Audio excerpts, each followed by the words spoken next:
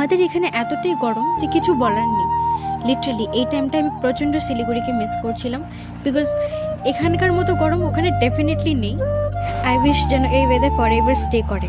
বৃষ্টি হওয়ার থেকে বৃষ্টি আসার সেই মোমেন্টটা আই থিঙ্ক ওটা বেশি সুন্দর লাগে, একটা আলাদাই ফিল আসে, তাই না?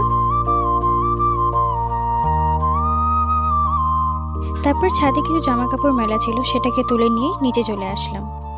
তারপর করার মতো কিছু পাচ্ছিলাম না, তো ভাবলাম কি আয়নার সামনে একটু গিয়ে ফেশিয়াল রিয়াকশনস বানাই এগুলো। কিন্তু তার একটু পরেই দেখি কাকিমণি, জেঠিমণি আর বুনু এসেছে। সরি সরি সরি, বুনু না, পচা।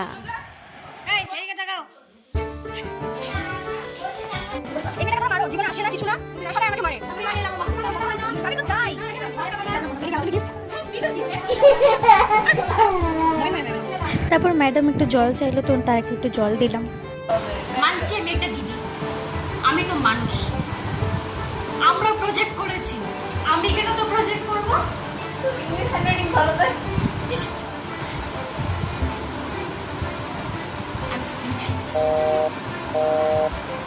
তারপর এইভাবে আমাদের আর্গুমেন্ট চলতে থাকলো আর টাইমটাও কেটে গেল। একটু পরে সবার জন্য একটু চা বানালাম। ভালো হলো ভালো বলবা, খারাপ হলো খারাপ হলো খারাপ বলতে হবে না, কোনো দরকার নেই খারাপ হলে। কি বলো আগে বলো, হ্যাঁ বলো। চা আমার টেস্ট হয়? হ্যাঁ টেস্ট হলে চা খাবে? আর যেটা চা খাইনি এখন বলে ভালো হয়েছে, কাকিবাড়ি তো একদম তুই তো মুখেও দিস কিছু নিচ্ছে। আর এই চা খেতে খেতে সবার সাথে সুন্দর করে একটা ফ্যামিলি আড্ডা জমে গেল।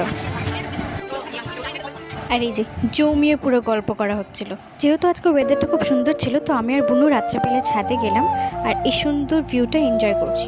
আর অনেকক্ষণ ধরে আমরা গল্পও করলাম। তারপর ছিল একটু হার্ডেস্ট টাইম, বিকজ সবাই বাড়ি চলে যাচ্ছিল।